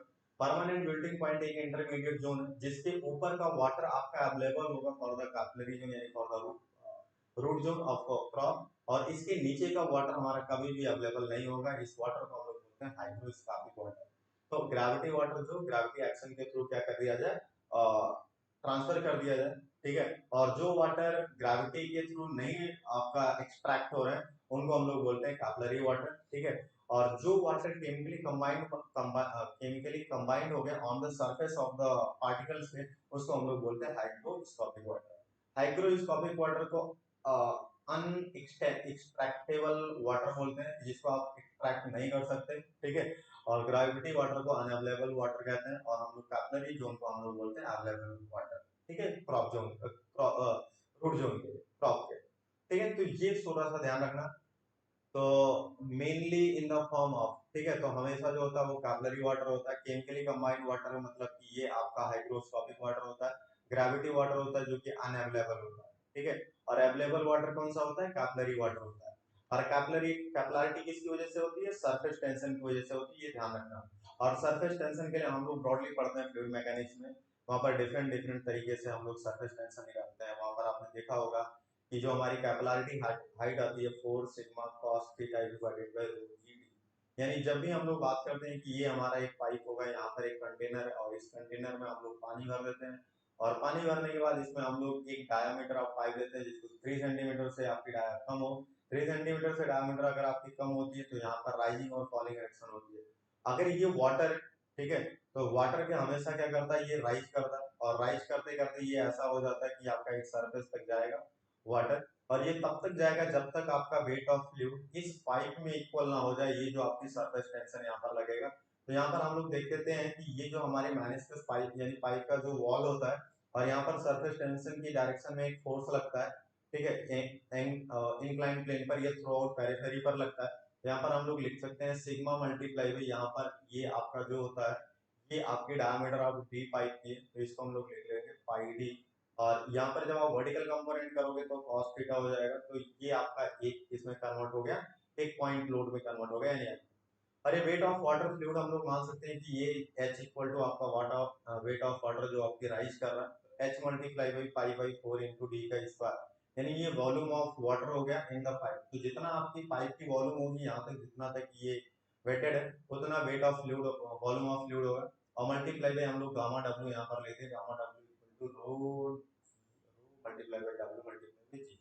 तो यहाँ पर अगर आप सॉल्व करोगे this pi to pi cancel, D to D cancel, यानी यहाँ पर आपका दिस अगर आप सॉल्व करोगे तो यहाँ पर h is equal to 4 sigma cos theta divided by rho g d, और इसी h को हम लोग बोलते हैं कैपिलरिटी हाइट। अब यहाँ पर ध्यान देना कि अगर थीटा की वैल्यू 0 टू 90 तक है, ठीक है, जिसको अपन एक्यूट एंगल बोलते हैं, अगर ये एक्यूट एंगल है, ठीक है, तो यहाँ पर आपकी राइजिंग होगी क्योंकि ये आपका h पॉजिटिव आ रहा है, h पॉजिटिव मतलब अपवर्ड जा रहा है लेवल से। अगर हमारा थीटा की वैल्यू 0 टू 90 टू 180 हो जाए तो यहाँ पर h की वैल्यू हमारी माइनस में आएगी, जिसका मतलब यहाँ पर फॉल होगा। तो इसी राइजिंग और फॉलिंग एक्शन को हम लोग बोलते हैं कि आपकी ये कैपिलरिटी एक्शन होती है, या the phenomena of the rising and falling action in the 5 is term as the capillarity action. तो यहाँ पर एक कंडीशन और होती है कि यहाँ पर अगर हम लोग देखें कि कैपिलैरिटी किसकी किसकी वजह से होती है, तो ये थोड़ा सा इंपॉर्टेंट पॉइंट है, इसलिए हम लोग डिस्कस कर ले रहे हैं यहाँ पर, ठीक है। बाकी तो हम लोग ऐसा जानते ही हैं, सब कुछ ये बेसिक है, ठीक है, बहुत ज्यादा डिफिकल्ट नहीं है। बट एग्जाम टाइम में हमारे पास बहुत इंपॉर्टेंट होती है कि हमारे पास टाइम कम होती है, टेंशन ज्यादा होती है, प्रेशर ज्यादा होगा। और अगर दोस्त आप समझते हो कि अगर टेंशन ज्यादा होगा तो आपका एक्सटेंशन होगा, एक्सटेंशन में आपकी बॉडी का खिंचाव होगा, और बॉडी के खिंचाव में यहाँ पर मानसिक तनाव होगा, ठीक है। तो अपन को ऐसा कुछ नहीं लेना, तो हमेशा अपन कूल डाउन होकर के अपन ट्राई करेंगे, ठीक है। प्रॉब्लम सबके पास आती है, कोई बात नहीं, आने दो, एक टाइम आएगा वो भी चला जाएगा, ठीक है। और ये प्रॉब्लम तभी तक रहेगा जब तक आपका सिलेक्शन नहीं हो। तो यहाँ पर हम लोग ऐसे एक बात की कि देखो एक सरफेस ऐसा हो रहा और एक सरफेस ऐसा होगा, तो ये हमारा राइजिंग सरफेस होगा, और एक सरफेस ऐसा होगा जो हमारा फॉलिंग होगा, ठीक है। राइजिंग मतलब ये आपका ऐसा होगा, जब फॉलिंग होगा तो ये आपका कंटेनर ले लो, कंटेनर लेने के बाद यहाँ पर आप ऐसा डाल दो, और आप देखोगे तो ये ऐसा हो जाएगा, ठीक है। तो यहाँ पर देखोगे दो फोर्सेस होते हैं, एक एडहेशन फोर्सेस होता है और एक कोहेसिव फोर्सेस होता है। एक आपका एडहेसिव फोर्सेस होता है और एक आपका कोहेसिव फोर्सेस होती है। कोहेसिव फोर्सेस वो होती है जो आपकी सेम मॉलिक्यूल के बीच में लगे, सेम मॉलिक्यूल के बीच में, और एडहेसिव फोर्स होता है जो डिफरेंट मॉलिक्यूल के बीच में लगे, ठीक है। डिफरेंट मॉलिक्यूल यहाँ पर आपका एक वाटर है और ये वॉल सरफेस है। अगर वॉल सरफेस और इस वाटर के बीच में अगर आपका कोई फोर्स लग रहा है, उसको हम लोग एडेशन बोलेंगे। तो दोस्त सबसे इंपॉर्टेंट पॉइंट ये है कि कैपिलैरिटी जो वो एडेशन और कोहेशन दोनों की वजह से होता है। अगर हमारा ये एडेशन है, देखो एडेशन आपका जो पाइप सरफेस पर लग रहा है, यानी यहाँ पर फोर्सेस ज्यादा है। अगर हमारा एडेशन इट ग्रेटर देन, यहाँ पर कोहेशन देखिए कम है, इस लेवल पे अगर हम लोग बात करें ग्रेटर देन कोहेशन, तो यहाँ पर हमेशा आपका राइजिंग एक्शन होगा, ठीक है। अगर हमारा कोहेशन, कोहेशन मतलब यहाँ पर जो फोर्स लग रहा है, देखिए ये ज्यादा है, cohesion is greater than adhesion हो जाए, तो यहाँ पर हमेशा हमारा फॉलिंग एक्शन होगा, ठीक है। तो फॉलिंग एक्शन वहां पर होती है जहाँ पर डेंसिटी आपकी बहुत ज्यादा हो जाए, यानी ये हमारी होती है मरकरी में। और मरकरी में हम लोग density of mercury equal to जानते हैं 13.6 इंटू 10⁻³ किलोग्राम पर मीटर, ठीक है। तो ये बात ध्यान रखना, थोड़ा सा कैपिलैरिटी के बारे में हमने डिस्कस किया, थोड़ा सा ध्यान रखना आप। ये एक्सप्रेशन वगैरह थीटा की वैल्यू कब होगी और कब हमारा ये ऐसा होगा, ठीक है। तो जब हम लोग एफएम के टॉपिक को डिस्कस करेंगे यहाँ पर साइड पर, तब हम लोग इसको डिस्कस कर लेंगे ब्रॉडली, ठीक है। हम लोग नेक्स्ट टॉपिक को मूव करेंगे। तो यहाँ पर ये क्लियर हो गया 13 नंबर क्वेश्चन तक। यहाँ पर जो होगा वो कैपिलरी वाटर, ठीक है। नेक्स्ट थिंग है the amount of the irrigation water required to meet the evapotranspiration, ठीक है। तो यहाँ पर आपके डिफरेंट टाइप के इरिगेशन रिक्वायरमेंट होती है। यहाँ पर मैं कुछ डेटा लिख रहा हूँ जिसको मैं बोल रहा हूँ CIR, ठीक है। इसको आप लिखते जाइएगा, इसका ऑर्डर भी पूछ लेता है। तो CIR होता है एक, आपका NIR होता है, और एक होता है FIR, और एक होता है GIR। इस CIR को बोलते हैं कंजम्पटिव इरिगेशन रिक्वायरमेंट, ठीक है। कंजम्पटिव इरिगेशन रिक्वायरमेंट मतलब कि कितना वाटर उसका कंज्यूम कर रहा है और कब आपको सिंचाई करनी पड़ेगी। तो हम लोग मानते हैं कि किसी एक पर्टिकुलर क्रॉप के लिए हमें पता होता है कि कंजम्पटिव यूज कितना होगा। उस कंजम्पटिव यूज को मेजर करके हम लोग मान लो कि उस रीजन में पी इफेक्टिव कुछ रेनफॉल हो गया कि कितना सेंटीमीटर, तो जितना यूज चाहिए था उसको, जितना इफेक्टिव रेनफॉल है उसको माइनस कर दो, तो आपको ये पता चल जाएगा इतनी कंजम्पटिव इरिगेशन रिक्वायरमेंट है, ठीक है। यहाँ पर ये होता है कि एक NIR नेट इरिगेशन रिक्वायरमेंट होता है, तो इसको हम लोग बोलते हैं CIR प्लस लीचिंग एक्शन में कुछ डेप्थ ऑफ वाटर प्रोवाइड करना पड़ेगा, ठीक है। तो यहाँ पर हम लोग ऐसा बोलते हैं कि ये हमारा CIR प्लस लीचिंग एक्शन होता है। लीचिंग एक्शन हम लोग वहां पर बोलते हैं जब हमारी सॉइल बहुत ज्यादा एल्कलाइन हो जाए, ठीक है। जब आपकी सॉइल बहुत ज्यादा एल्कलाइन हो जाए तो हम लोग वाटर फील्ड में क्या करते हैं कि वाटर को फिल करके उसमें हम लोग जिप्सम और सल्फर डाल देते हैं, या तो जिप्सम यूज करो या तो सल्फर यूज करो, और उसके बाद नेडिंग एक्शन करके इस सारे पानी को हटा दो फील्ड से, ठीक है। तो आप देखोगे जब पानी जहां से फ्लो करता हुआ जाएगा उसके बाद एक व्हाइट प्रेसिपिटेशन बन जाएगा इसमें, ठीक है, जिसको हम लोग बोलते हैं लीचिंग एक्शन। जब आपकी लीचिंग लीचिंग वगैरह हो जाती है, यानी जब आपकी एल्कलिनिटी आपकी किसी भी सॉइल की बढ़ जाती है, तो एल्कलिनिटी अगर सॉइल की बढ़ जाएगी तो हम लोग जानते हैं उसकी जो फर्टिलिटी हो जाती है वो बहुत कम हो जाती है, और जब फर्टिलिटी कम हो जाती है सॉइल की तो उसकी समझ सकते हो कि क्या कॉन्सिक्वेंसेस हो सकते हैं। ठीक है, तो यहाँ पर एक FIR होता है, तो FIR को हम लोग बोलते हैं NIR, net irrigation requirement plus यहाँ पर जो एप्लीकेशन में लॉसेस होता है उसको हम लोग बोलते हैं, ठीक है, एप्लीकेशन लॉसेस। और यहाँ पर GIR को बोलते हैं FIR प्लस यहाँ पर जो हमारी ये वैल्यू होती है कन्वेंस लॉसेस में, ठीक है, यानी कैनाल को हम लोग कैनाल में बोल देते हैं कन्वेंस लॉसेस होगा कैनाल में, तो वो लॉसेस को ऐड कर देते हैं, तो हमारा GIR। तो यहाँ पर जो कंजम्पटिव इरिगेशन रिक्वायरमेंट होती है, यहाँ पर हम लोग ये भी देख के चलते हैं कि जो हमारे देखिए, जैसे जब आप फील्ड में वाटर को रखोगे तो धीरे धीरे जब आपका यहाँ पर एटमॉस्फेयर का टेम्परेचर और इस फील्ड का प्रेशर, यानी जो आपका प्रेशर में डिफरेंस होगा, वहां पर एक प्रेशर ग्रेडियंट डेवलप होगा। जब आपका प्रेशर ग्रेडियंट डेवलप होगा तो यहाँ पर प्रेशराइज होगा, उसके बाद वाटर क्या करेंगे, धीरे धीरे धीरे ये आपका ऊपर जाने की कोशिश करेंगे। तो जो अमाउंट ऑफ वाटर ऊपर की तरफ जाते हैं due to the relative pressure की वजह से, तो उसको हम लोग बोलते हैं इवोपोरेशन, ठीक है। और कुछ अमाउंट ऑफ वाटर जो लॉस हो जाता है ड्यूरिंग इन द प्लांटेशन, जब आप प्लांट करते हो वहां पर फोटोसिंथेसिस होती है, तो कुछ ना कुछ अमाउंट ऑफ वाटर वहां पर लॉस होता है। तो जो इवोपोरेशन और प्लांटेशन दोनों में, ठीक है, लॉसेस ऑफ वाटर होते हैं, उसको हम लोग बोलते हैं इवापोट्रांसपायरेशन, इवापोट्रांसपायरेशन। तो ये ध्यान करके देखा जाता है कि कंजप्टिव यूज में हमारी ये दोनों के रिक्वायरमेंट, यानी इवापोरेशन और ट्रांसपायरेशन, जो प्लांट के थ्रू आपका डिस्ट्रॉय हो रहा वाटर का, वो दोनों को ध्यान रखते हुए हम लोग CIR में यानी कंजप्टिव यूज में इसको कंसीडर कर लेते हैं।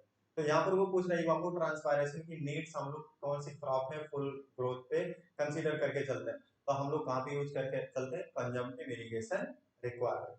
तो यहाँ पर आपको एक क्वेश्चन ये पूछा गया, ठीक है। दूसरा क्वेश्चन ये बन जाता है कि इन तीनों में रिलेशन क्या है, तो हमेशा ध्यान रखना GIR greater than FIR greater than NIR greater than CIR। तो ये जो आपका रिलेशन आया, आप यहाँ से देख सकते हो कि आपका कौन सा डेटा कैसा इंपॉर्टेंट है। यहाँ पर हम लोग FIR को एक और फॉर्मूला लिखते हैं कि NIR divided by application efficiency, ठीक है। और GIR को हम लोग ऐसा भी लिखते हैं FIR डिवाइडेड बाई, ये आपका हम लोग बोलते हैं कन्वेंस लॉसेस, ठीक है। तो ये चीज भी ध्यान रखना, this is very very important, ये सारे पैरामीटर आपके इंपॉर्टेंट है, इस बात को ध्यान। अगर कंजम्पटिव यूज की बात करें तो कंजम्पटिव यूज एक वर्ड यहाँ पर यूज हुआ है, ठीक है। तो कंजम्पटिव यूज को हम लोग बोलते हैं CU इक्वल टू, एक लेनी क्रेडल नाम के साइंटिस्ट थे, उन्होंने एक अपना एक्सप्रेशन दिया था, ठीक है। यहाँ पर हम लोग डिफरेंट डिफरेंट मेथड्स यूज करते हैं, एक लेनी क्रेडल मेथड होता है और एक आपका पेनमान्स इक्वेशंस होती है, ठीक है। आपके पास एक एनर्जी बैलेंस इक्वेशन होती है, वहां से हम लोग ये कंजम्पटिव यूज कैलकुलेशन करते हैं। तो यहाँ पर सबसे इंपॉर्टेंट होता है लेनी क्रेडल का, ठीक है। और यहाँ पर हम लोग पैन वगैरह से भी मेजर करते हैं, ठीक है, लॉसेस वगैरह को, ये जो इवोपोरेशन है, ठीक है।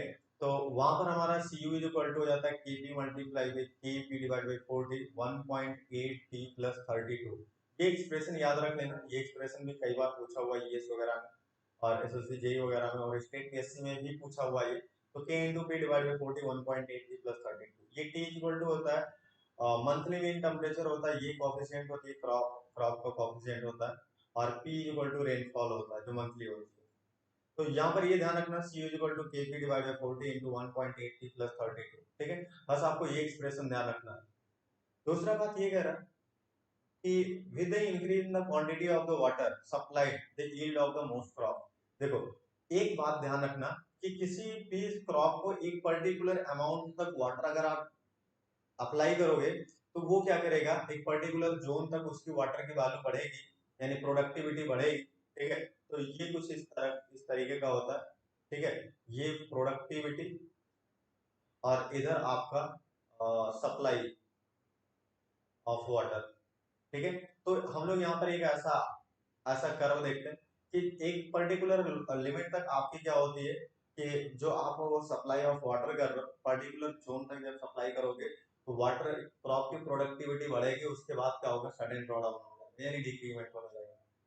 तो यहाँ पर इंक्रीजेस कंटिन्यूअसली गलत, डिक्रीजेस कंटिन्यूअसली गलत, increases up to a certain limit and then become constant, ये भी गलत हो जाएगा, increases up to a certain limit and then decreases, option आपका डिफॉल्ट हो जाएगा बेस्ट, ठीक है।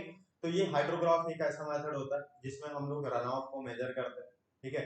तो यहाँ पर आपका एक कर्व होता है कि किसी पर्टिकुलर जोन में कितना बारिश हुआ और बारिश होने के बाद कितना वाटर आपका जा रहा है, ठीक है, वाटर जा रहा है ऑन द सरफेस पर, तो वहां पर दो तरीके का वाटर आपका लॉसेस होगा, यानी जो आपका रेनफॉल होगा वो दो तरीके से होगा। एक तो सरफेस के थ्रू फ्लो होके जाएगा और एक अंडर द ग्रेविटी यानी आपका बेस फ्लो जिसको हम लोग बोलते हैं। तो ये दो तरीके का वाटर होता है, रेनफॉल जो भी होती है वो दो तरीके से आपकी फ्लो करती है, एक तो सरफेस होती है और एक बेस फ्लो से होती है। तो यहाँ पर हम लोग इस चीज को रिप्रेजेंट कर लेते हैं ऐसा, तो इसको हम लोग बोलते हैं हाइड्रोग्राफ, ठीक है। तो हाइड्रोग्राफ एक ऐसा रिप्रेजेंटेशन है जो कि हमारा रन ऑफ वर्सेस टाइम का डेटा बताता है, ये आपका रन ऑफ हो जाएगा और ये आपका टाइम हो जाएगा। तो यहाँ पर होता है ये, इसको हम लोग बोलते हैं राइजिंग लिम्ब और इसको हम लोग बोलते हैं फॉलिंग लिम्ब।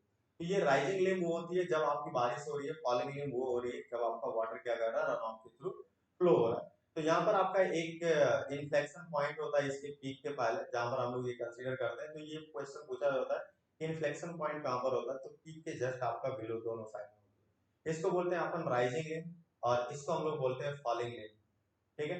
एक क्वेश्चन यहाँ पर पूछा जाता है, ये राइजिंग लिम्ब का जो कैरेक्टरिस्टिक होता है वो किस पे डिपेंड करता है। तो राइजिंग लिम्ब जो होती है वो आपकी ग्राउंड कैरेक्टरिस्टिक पे डिपेंड करती है, ठीक है, और रेनफॉल इंटेंसिटी पर। ये आपकी जो राइजिंग लिम्ब होती है ये आपकी रेनफॉल इंटेंसिटी पे डिपेंड करती है, और फॉलिंग यानी जो फ्लो हो रही है ये आपके ग्राउंड पर भी डिपेंड करती है और रेनफॉल इंटेंसिटी पे डिपेंड करती है। इस बात को ध्यान रखना, this is the very very important, ठीक है। तो रन ऑफ वर्सेस टाइम आपका ये हो जाएगा 16 नंबर का आंसर, एक पार्ट 17 का। इनफिल्ट्रेशन रेट, तो इनफिल्ट्रेशन वो होती है जो कि मान लो कि ये हमारी सॉइल सैंपल, ठीक है, और इस सॉइल सैंपल में जब आपकी बारिश होगी तो हम लोग जानते हैं सॉइल सैंपल होगा तो इसमें गैपिंग होगी और इस गैपिंग के थ्रू वाटर क्या होगा, नीचे जाता जाएगा। अगर यहाँ पर हमारा रेनफॉल हो रहा है तो रेनफॉल होगा तो कुछ वाटर आपका अंडर द ग्रेविटी चला जाएगा। तो हम लोग जानेंगे कि यहाँ पर जो गैपिंग होगी ये आपकी शुरू शुरू में, ठीक है, क्या करेंगे, इनफिल्ट्रेशन रेट ज्यादा होगा, और धीरे धीरे जैसा जैसा हमारा टाइम बीतता जाएगा यानी सॉइल हमारी क्या हो जाएगी, सैचुरेटेड होती जाएगी, वैसे वैसे हमारी इनफिल्ट्रेशन का रेट क्या होता जाएगा, घटता जाएगा। इनफिल्ट्रेशन मतलब कि flowing of water through the interconnecting of voids in the soil, ठीक है, यानी ये वॉइड्स करेस्पॉन्डिंग ये जो सॉइल आप वाटर जाता जाएगा इसी को हम लोग बोलते हैं इनफिल्ट्रेशन। तो हम लोग ऐसा मानते हैं कि एक हॉर्टन्स नाम के साइंटिस्ट थे, हॉर्टन्स नाम के एक साइंटिस्ट थे जिन्होंने इसमें फील्ड इनफिल्ट्रेशन रेट के बारे में बताया था कि किसी टाइम में जो इनफिल्ट्रेशन रेट कितना होगा, तो वो आपका F C minus F of C, F not minus F of C into E to the power minus K into two. तो यहाँ पर एक एक्सप्रेशन था इनका, F of C minus F of Q minus F C, ठीक है। ये sorry F not initial filtration यानी ये वैल्यू आपके ऐसे घटती जाती है, तो इसको हम लोग बोलते हैं initial filtration rate F not, और करेस्पॉन्डिंग एक एफ सी हमें फील्ड कैपेसिटी पता होती है। तो हमेशा आप देखिएगा एक टाइम के बाद ये हमेशा वैल्यू क्या होती जाएगी, डिक्रीज होती जाएगी, और ये डिक्रीज होती जाएगी तो हम लोग वही कंसिडर करेंगे ऑलवेज। तो यहाँ पर कह सकते हैं कि जो आपके इनफिल्ट्रेशन रेट होगा वो always infiltration rate is less than और is equal to infiltration capacity. Infiltration capacity को कभी भी ये एक्सीड नहीं कर पाएगा। यहाँ पर हम लोग बोलते हैं द इक्वल और less than the infiltration capacity of substance. The depth of water which is required to bring the soil moisture content up to the soil up to a field capacity, ठीक है। तो यहाँ पर हम लोग field capacity को हम लोग ऐसा डिफाइन करते हैं,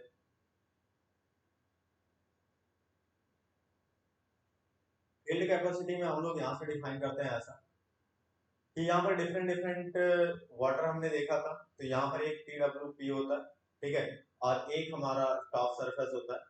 तो यहाँ पर आपका एक रेफरेंस लेवल होता है यानी ग्राउंड, यहाँ पर एक रेफरेंस होता है जो आपका पी यानी यहाँ पर आपका हाइग्रोस्कोपिक वाटर होता है। तो ये जो वाटर होता है टोटली आपका ग्राउंड सरफेस से होता है, हम लोग उसको फील्ड कैपेसिटी कहते हैं। और यानी जो वाटर, ठीक है, अवेलेबल तो यहाँ तक है, लेकिन जो वाटर आपका केवल रूट जोन अडॉप्ट कर सके, ठीक है, उसको हम लोग बोलते हैं फील्ड कैपेसिटी। तो फील्ड कैपेसिटी जब भी देखना होगा तो हम लोग देखेंगे कि इतना हमारा इस रेफरेंस लेवल से परसेंटेज वगैरह दिया हुआ है और कितना आपका पीडब्ल्यू की वैल्यू है, दोनों में जो डिफरेंस हो जाएगा वही हमारी फील्ड कैपेसिटी होगी।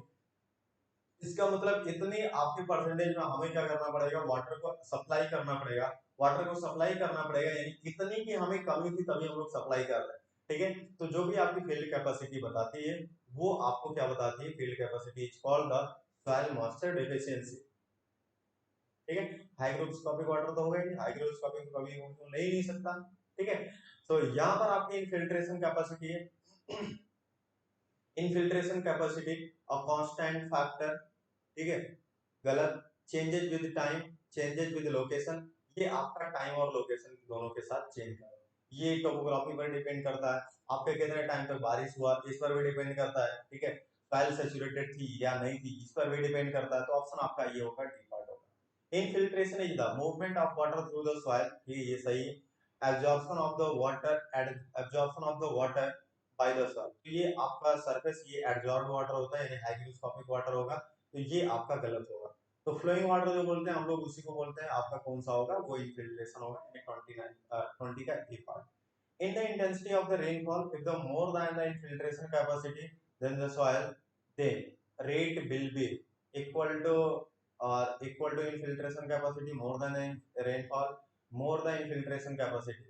तो यहाँ पर पूछ रहा है in the intensity of the rainfall is more, यानी जो बारिश का जो इंटेंसिटी है वो ज्यादा है as compare to infiltration capacity के, then infiltration rate will be, ठीक है।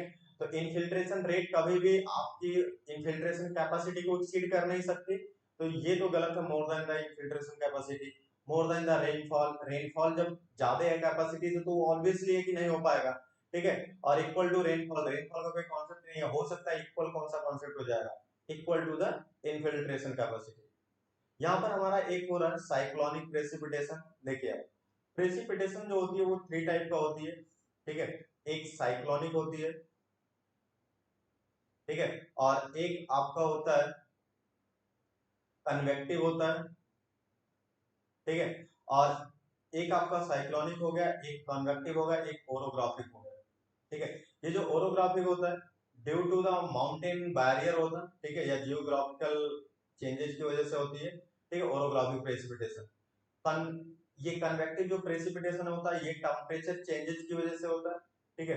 साइक्लोनिक प्रेशर जो होता है ये आपका हमेशा प्रेशर चेंजेस की वजह से होता है, तो ध्यान रखना, आपका साइक्लोनिक प्रेशर की वजह से, कन्वेक्टिव हमेशा टेम्परेचर, ओरोग्राफिक हमेशा जियोग्राफिकल यानी बैरियर वगैरह की वजह से होता है। जैसे मान लो कि ये आपका कोई हिली एरिया है, यहाँ से आपका मानसून उठा, मानसून उठने के बाद यहाँ से टकराएगा और टकराने के बाद यहाँ पर कोलिजन होगा, कोलिजन होगी तो इसकी काइनेटिक एनर्जी लॉस होगी, और काइनेटिक एनर्जी जब लॉस हो जाएगी तो ये एक स्टैटिक कंडीशन में आकर के ये जो आपकी ड्रॉप होगी वो क्या करेगी, धीरे धीरे डाउनवर्ड टू अर्थ आ जाएगी, तो इसी को हम लोग बोलते हैं ओरोग्राफिक प्रेसिपिटेशन, ठीक है। तो यहाँ पर आपका ये क्लियर हो गया, टेम्परेचर डिफरेंस से कन्वेक्टिव होगा, टोपोग्राफिकल वेरिएशन वेरिएट की वजह से आपका हो जाएगा orographic, all of the above नहीं होगा ड्यू टू प्रेशर चेंज होगा। तो ये ऑप्शन ए है ओरो साइक्लोनिक के लिए, ऑप्शन बी है कन्वेक्टिव के लिए, ऑप्शन सी है आपका ओरोग्राफिक के लिए। आई होप, उम्मीद करता हूं दोस्त क्लियर है सब point. Which of the following is non recording rain gauge, ठीक है। तो रेन गेज एक ऐसा इंस्ट्रूमेंट होता है जिसके हम लोग क्या करते हैं कि प्रेसिपिटेशन मेजर करते हैं, यानी रेनफॉल को मेजर करते हैं रेन गेज के थ्रू, ठीक है। तो रेन गेज आपका दो टाइप का होता है यहाँ पर अपने इंडिया में, एक हमारा ऐसा होता है non recording rain gauge,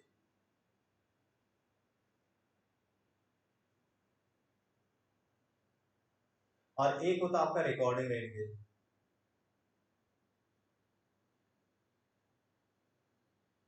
non recording rain gauge आपका एक ही आपके यहाँ पर अवेलेबल जो इंडिया में यूज होता है उसको हम लोग बोलते हैं साइमंस रेन गेज, ठीक है। और रिकॉर्डिंग में आपके पास तीन टाइप के अवेलेबल है, जिसको हम लोग बोलते हैं नेचुरल साइफोन,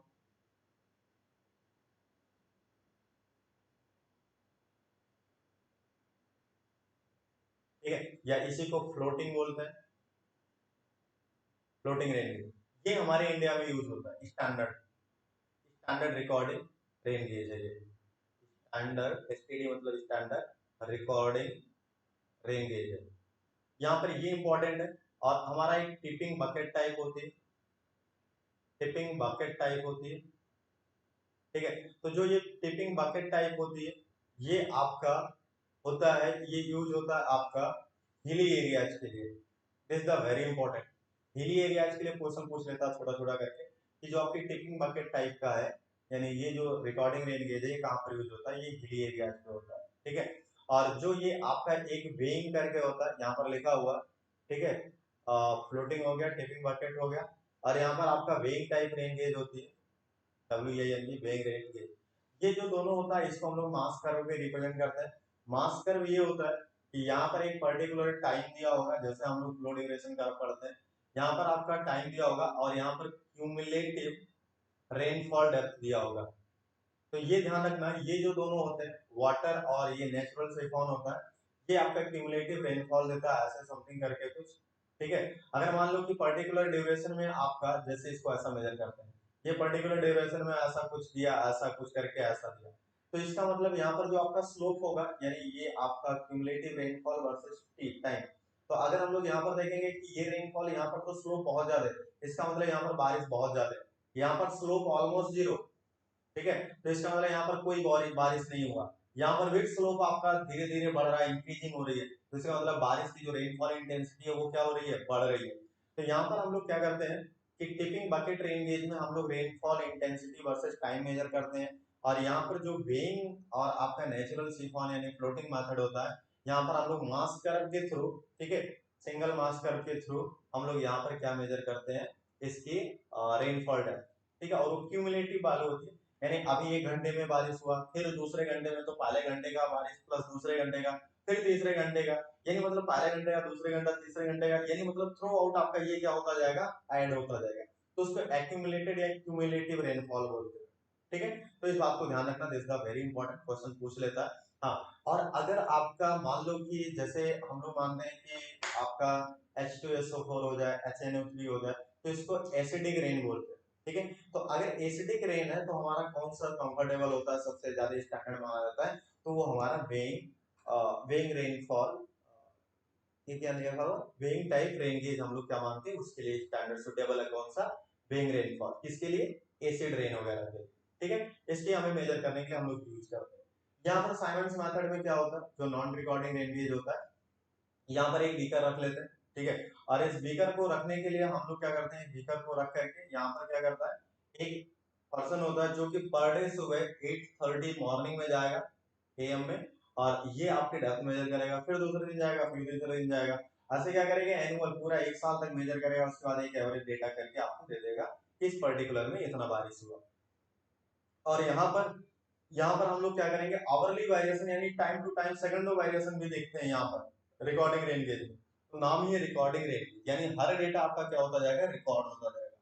नेक्स्ट थिंग ये सबसे इंपॉर्टेंट पॉइंट एक कोडल प्रोविजन है, ठीक है, कि आपका जो at least 10% rain gauge should be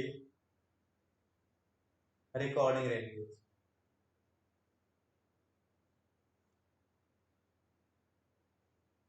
जैसे एग्जांपल के तौर पे चलो कि n इज इक्वल टू आपका 10 number of rain gauge total requirement है किसी पर्टिकुलर एरिया के लिए, तो इसमें 9 तो आपका नॉन रिकॉर्डिंग हो सकता है, लेकिन आपको एक तो चाहिए रिकॉर्डिंग। ठीक है, इससे ज्यादा भी कर सकते हो, कोई दिक्कत नहीं। ये आपका आईएमडी इंडियन मेट्रोलॉजिकल डिपार्टमेंट का रिकमेंडेशन है कि मिनिमम आपका 10% रिकॉर्डिंग रेन गेज होना ही होना चाहिए। ठीक है, दूसरी बात, ये जो रेन गेज का डेंसिटी होता है, रेन गेज डेंसिटी मतलब कि किसी पर्टिकुलर एरिया में कितना रेन गेज होना चाहिए, अगर आपका प्लेन एरिया है, ठीक है, तो वहां पर 520 किलोमीटर स्क्वायर में एक रेन गेज होगा।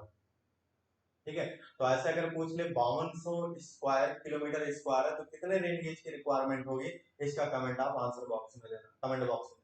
ठीक है, दूसरा हो जाएगा कि अगर आपका रोलिंग प्लेन है यानी माउंटेनियस प्लेन है तो वहां पर 130 किलोमीटर स्क्वायर हो जाता है। ठीक है, एक रेन गेज आपका 130 किलोमीटर स्क्वायर। तो ये बताइए रेन गेज डेंसिटी किसका ज्यादा होगा, एक बार क्वेश्चन पूछा हुआ है, हिली एरियाज में ज्यादा होगा या प्लेन एरियाज में ज्यादा होगा, तो हमेशा आपका आंसर होगा हिली एरियाज में ज्यादा होगा, क्योंकि 520 किलोमीटर स्क्वायर में प्लेन टेरियन में आपका एक रेन गेज यूज हो रहा है, जबकि रोलिंग और हिली एरियाज में हम लोग देख रहे हैं कितना हो रहा है, ये 4 आपका रेन गेज हो जाएगा।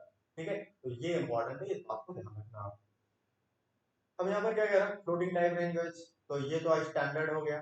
ठीक है, साइमंस हो गया, ये नॉन रिकॉर्डिंग हो गया, टिपिंग बकेट ये हिली रीजन में यूज होगा, बेइंग मेथड आपका ये दोनों आपकी रिकॉर्डिंग रेन गेज हो गया, ये भी रिकॉर्डिंग रेन गेज हो गया। तो हाँ, ये जो आपका रेन गेज प्लेस्ड होता है, ठीक है, या तो आप 30 मीटर ले लो, जैसे मतलब मान लो कि यहाँ पर कोई डिस्टर्बेंस एरिया है नहीं, यहाँ पर हाइट वाइट बिल्डिंग है, तो यहाँ पर 30 मीटर ले लो, या 2 multiply by height of building ले लो, और इन दोनों में से जो मैक्सिमम डेटा होना चाहिए वो इससे इतनी दूर पे होना चाहिए, 30 मीटर या 2 times of height of building, इतना दूर पे आपका होना चाहिए, यानी यहाँ पर कोई डिस्टर्बेंस नहीं होना चाहिए। इसका मतलब हम लोग ये कह सकते हैं ये हमेशा ओपन एरिया में ओपन होना चाहिए। ठीक है, यहाँ पर कह रहा है the rain gauge should be prefer well fixed near the building, गलत, अंडर द ट्री गलत, इन एन ओपन स्पेस सही, इन अ क्लोज स्पेस नहीं, हमेशा ओपन स्पेस में करोगे जहां पर आपका कोई डिस्टरबेंस ना हो। ठीक है, अब यहाँ पर ये कुछ क्वेश्चन पूछ रहा है, if the allowable percentage of error in the estimate of the basic rainfall is E and the CB is the coefficient of variation, तो यहाँ पर डिफरेंट डिफरेंट तरीके से क्वेश्चन पूछा जाता है कि total number of rain gauge क्या होना चाहिए, CB डिवाइडेड बाय एप्सिलॉन का whole square, epsilon is equal to permissible error होता है, ये आपका परमिसिबल एरर होता है, CB इज इक्वल टू होता है कोएफिशिएंट ऑफ वेरिएशन होता है, ये CB इज इक्वल टू होता है सिग्मा डिवाइडेड बाय एक्स बार। ठीक है, सिग्मा को हम लोग बोलते हैं स्टैंडर्ड डेविएशन। ठीक है, इस बार हम लोग क्या करेंगे, गेट के कुछ क्वेश्चन सॉल्व करेंगे जिस पर ये हमारा सिग्मा और एक्स बार की वैल्यू निकालना पता चल जाए। एक्स बार को हम लोग बोलते हैं मीन वैल्यू। ठीक है, तो हमारा यहाँ से डेटा सारा पता चल जाएगा। यहाँ पर पूछता है कि कितने साल का मिनिमम डेटा पता होना चाहिए, तो मिनिमम 35 प्रीवियस ईयर डेटा आपका पता होना चाहिए, तभी आपकी स्टैटिकल एनालिसिस हो सकती है फॉर द फ्यूचर के। ठीक है, तो यहाँ पर अगर हम लोग बात करें तो 35 ईयर का डेटा एक बार और पूछा जा सकता है, तो इसका आंसर कौन सा होगा, CB डिवाइड बाय एप्सिलॉन का होल स्क्वायर यानी सी पार्ट। यहाँ पर पूछ रहा हूँ which of the following rain gauge mechanism to the rainfall remote hilly inaccessible area, तो hilly के लिए अभी आपने बताया था this tipping, this weighing, this floating, these are the recording rain gauge and this is the Simon's rain gauge is the non recording rain gauge। तो ये आपका जो आंसर हो जाएगा इसमें टिपिंग हो जाएगा। अगर वो इंडियन में स्टैंडर्ड में पूछता तो आपका क्या हो जाता है, ये फ्लोटिंग टाइप रेन गेज हो जाता है, या दूसरा हमने क्या बताया था आपको, फ्लोटिंग हो जाए या आपका नेचुरल साइक्लोन्स हो। तो यहाँ पर आपका रेट ऑफ इवेपोरेशन आपका कहां पर ज्यादा होगा, अभी हमने बताया कि ये सरफेस है। ठीक है, यहाँ के नीचे वाटर है, यहाँ पर प्रेशर डिफरेंस यानी ये एटमॉस्फेयर का प्रेशर, यहाँ पर प्रेशर, ये प्रेशर डिफरेंस ज्यादा हो जाए तो यहाँ पर आपका एवोपोरेशन होने लगेगा। ठीक है, और एवोपोरेशन आपका सबसे ज्यादा वहां पर होगा जितने ज्यादा सरफेस एरिया आप एक्सपोज कर दो एटमॉस्फेयर में, यानी जितना ज्यादा कांटेक्ट एरिया होगा वाटर का सरफेस में, तो इसको हम लोग बोलते हैं कन्वेक्सिटी। ठीक है, कन्वेक्सिटी अपवर्ड, और इसको हम लोग बोलते हैं कनकेविटी अपवर्ड। अगर हम लोग इसमें देखें तो हमारे यहाँ पर एरिया क्या होगा, कम अवेलेबल होगा जो कि डायरेक्ट एटमॉस्फेयर में कांटेक्ट में होगा। अगर हमें यहाँ पर बारिश से बचानी है यानी मतलब ये जो एवापोरेशन से बचाना है, तो आप क्या करिए, एरिया को आप इस फॉर्म में रखें, कॉनकेव फॉर्म में, ना कि कन्वेक्सिटी के फॉर्म में। तो यहाँ पर ये बोल रहा है कि rate of evaporation of the water surface increases if difference in the vapor pressure between the water and the air increase, सही है। अगर यहाँ का P इनपुट प्रेशर ज्यादा हो जाए P आउटपुट, तो हम लोग जानते हैं कि यहाँ पर एक प्रेशर ग्रेडियंट डेवलप होगा del P over del H। ठीक है, तो यहाँ पर प्रेशर ज्यादा है, यहाँ पर प्रेशर कम होगा, तो हम लोग जानते हैं एनर्जी, एनर्जी आपका वहां पर ज्यादा होगा जहां पर आपका प्रेशर ज्यादा होगा, और जहां पर कम होगा वहां पर कम होगा। तो हमेशा high pressure to low pressure flow करता है, तो high pressure to low pressure आपका ऐसे फ्लो करेगा, तो यहाँ पर आपकी इवेपोरेशन क्या होगी, ज्यादा होगी। दूसरी बात ये कह रहा है कि velocity of the wind is decrease, अगर वेलोसिटी डिक्रीज कर दिया जाएगा तो जो वाटर हो जाएगा वो काम डाउन मतलब स्टैटिक स्टेट में हो जाएगा, और स्टैटिक में होगा तो आपका कोई डिस्टरबेंस नहीं होगा, कोई डिस्टरबेंस नहीं होगा तो यहाँ पर इवेपोरेशन क्या हो जाएगा, कम हो जाएगा, क्योंकि इनके जो अंदर वाटर होंगे वो काइनेटिक एनर्जी में नहीं होंगी, स्टैटिक स्टेट में होंगी। तो अगर इनके अंदर डिस्टरबेंस ज्यादा करोगे तो यहाँ पर काइनेटिक एनर्जी ज्यादा डेवलप होगा, और जितना ज्यादा काइनेटिक एनर्जी ज्यादा डेवलप होगा उतनी ज्यादा ये एनर्जी को क्या करेंगे, लॉस करेंगे आप। ठीक है, तो वही सेम आज इसके फॉर्म में बन जाएगा कि वाटर एवापोरेशन ज्यादा होगा। तो यानी ये आपका वेलोसिटी डिक्रीज नहीं होना चाहिए, इंक्रीज होना चाहिए, यहाँ पर लिखा है increase, the concentration of the soluble salts in the water is decrease. ठीक है, अगर हम लोग कंसंट्रेशन ऑफ द सॉलिड जो आपका सॉल्युबल सॉलिड्स हो जाए अगर इसमें डिक्रीज हो जा रहा है, ठीक है, नेक्स्ट थिंग और कि अगर हमारे पास सॉल्युबल सॉल्ट्स वगैरह ज्यादा हो जाए तो ये वाटर को फ्री नहीं करेंगे आपको रिलीज होने के लिए। ठीक है, तो हम लोग यहाँ पर मानते हैं कि कभी भी आपका जो सॉल्युबल सॉल्ट होना चाहिए वो हमारा क्या होना चाहिए, ज्यादा होना चाहिए, अगर हमें इवेपोरेशन से बचाना है। ठीक है, तो नेक्स्ट थिंग है आपका concentration of the soluble solids in the water is decrease. ठीक है, हाँ, तो आपका पहला और तीसरा हो जाएगा option. 70% index of the wetness, wetness index equal to होता है, वेटनेस इंडेक्स इक्वल टू होता है 100% माइनस यहाँ पर आपके रेन डेफिशिएंसी हो जाती है, ठीक है। तो available wetness plus rain deficiency equal to 100%। तो यहाँ पर वो पूछ रखा कि 70% आपका वेटनेस इंडेक्स है, तो रेन डेफिशिएंसी इधर ले आओ, ठीक है। तो यहाँ पर हो जाएगा 100 माइनस वेटनेस, वेटनेस की वैल्यू कितनी है 70% है, तो यानी 30% आपकी क्या हो जाएगी रेन डेफिशिएंसी। कई बार ये क्वेश्चन पूछा हुआ, ध्यान रखना। तो रेन डेफिशिएंसी बाई 30% यानी बी पार्ट हो जाएगा। यहाँ पर एक क्वेश्चन लिखा under the same condition which of the following option shape of the water, तो शेप ऑफ द वाटर यानी कन्वेक्सिटी में आपका इंक्रीज करेगा higher rate of evaporation, higher rate of evaporation वही होगा जहां पर ये कैसा बनेगा कॉन्वेक्स के फॉर्म में बनेगा, तो कॉन्वेक्स वाटर सरफेस यानी बी पार्ट होगा, ठीक है। यहाँ पर क्वेश्चन बोला है कि to estimate the rainfall over a catchment the number of the rain gauges required per unit area is large for the hilly area, hilly areas के लिए ज्यादा होगा 130 किलोमीटर स्क्वायर में एक रेन गेज, और जबकि प्लेन में 520 किलोमीटर स्क्वायर में एक रेन गेज, ठीक है। तो हम लोग जानेंगे कि हमारा हिली एरियाज में क्या होगा कम होगा, और सॉरी ज्यादा नंबर ऑफ रेन गेज रहेगा तो डेंसिटी ज्यादा होगा। रेनफॉल ग्रेडियंट इज स्ट्रिप, हाँ यहाँ पर जो ग्रेडियंट होगा वो स्ट्रिप होता है, तो हमें क्या करना मेजर करना होता है, तो इसलिए हम लोग ऐसा कंसीडर करते हैं, यानी यहाँ पर दोनों सही है। तो A and assertion and reason both are correct and true and region is the correct explanation, आपका ऑप्शन हो जाएगा ए पार्ट। दूसरा पॉइंट ये बोल रहा है कि when the surface transpiration is submerged underground potential evapotranspiration, तो यहाँ पर हमारा एक होता है aridity index AI equal to होता है potential evapotranspiration PET minus actual evapotranspiration divided by potential evapotranspiration, ठीक है। ये इंपॉर्टेंट है, कई बार पूछा हुआ है फॉर्मूला। तो यहाँ पर हम लोग जानते हैं कि जो हमारी एरिडिटी इंडेक्स होती है वो पोटेंशियल इवापोट्रांसपायरेशन ये होता है कि अगर आपकी जो जितनी आपकी सफिशिएंट ऑफ वाटर होना चाहिए उतना सफिशिएंट ऑफ वाटर है, उसके बाद इवापोरेशन हो रहा है, और दूसरी कंडीशन कि एक आपके पास एक्चुअल कंडीशन में वाटर है उसके ऊपर एवापोरेशन हो रहा है, तो जो एक्चुअल कंडीशन होगा उसको एक्चुअल इवापोट्रांसपायरेशन बोलेंगे, जो पीईटी होगा उसको पोटेंशियल इवापोट्रांसपायरेशन बोलेंगे, ठीक है। तो यहाँ पर बोला सबमर्ज कंडीशन है, तो यानी मतलब वाटर की कंडीशन आपका बहुत ज्यादा होगा, तो यहाँ पर आपका जितना ज्यादा पीईटी होगा यानी आपका पोटेंशियल इवापोट्रांसपायरेशन होगा उतने ज्यादा आपका इवापोट्रांसपायरेशन होगा, ठीक है। इवापोट्रांसपायरेशन से यानी मतलब जितना उसको रिक्वायरमेंट है उससे ज्यादा आपका क्या करेगा यहाँ पर लॉसेस होगा, तो उससे हम लोग बोल रहे हैं पोटेंशियल इवापोट्रांसपायरेशन। यहाँ पर कोएफिशिएंट ऑफ वेरिएंस हमने बोला कि Cv is equal to standard deviation मानी मीन डेटा, ठीक है। तो यहाँ पर आपका वेरिएंस नहीं standard deviation, standard deviation divide by यानी ये part. Unit of the runoff, runoff तो हम लोग बोलते हैं जो मीटर क्यूब पर सेकंड के रिस्पेक्ट में हम लोग मेजर करते हैं, यानी डिस्चार्ज ही होता है, ठीक है। रन ऑफ भी यहाँ पर रन ऑफ इंक्रीजेज भी, रन ऑफ मतलब कि जो सरफेस से आपका फ्लो हो जाए, आपका किससे सरफेस से आपका फ्लो हो जा रहा है उसको रन ऑफ बोल रहे हैं, ठीक है। तो यहाँ पर आपको ये बोल रहा है कि increases in the intensity of rain, अगर रेनफॉल बढ़ेगा तो अमाउंट ऑफ वाटर ज्यादा फ्लो करेगा। दूसरी बात यहाँ पर बोल रहा है कि इंक्रीज द फिल्ट्रेशन कैपेसिटी, अगर फिल्ट्रेशन कैपेसिटी कर दोगे तो ये आपका तो बेस फ्लो में कन्वर्ट हो जाएगा, और बेस फ्लो में हो जाएगा तो आपको रन ऑफ रह ही नहीं जाएगा, वो बेस फ्लो में आ जाएगा। बेस फ्लो हो जाता है जो कि अंडर द ग्राउंड फ्लो करे, ठीक है। तो ये तो होगा ही नहीं। तीसरा परमेबिलिटी ऑफ सॉइल, अगर परमेबिलिटी ऑफ सॉइल इंक्रीज करोगे यानी rate of flow of water through the soil increase कर दो, रेट ऑफ परमेबिलिटी बढ़ा दो यानी फिल्ट्रेशन रेट बढ़ा दो, फिल्ट्रेशन रेट बढ़ जाएगा तो बेस फ्लो बढ़ जाएगा, बेस फ्लो बढ़ जाएगा तो रेनफॉल इंटेंसिटी कांस्टेंट हो जाएगी, तो आपकी डिस्चार्ज क्या हो जाएगा यानी जो रन ऑफ हो रहा हो वो क्या हो जाएगा कम हो जाएगा, ठीक है। तो ऑप्शन कौन सा होगा ए पार्ट।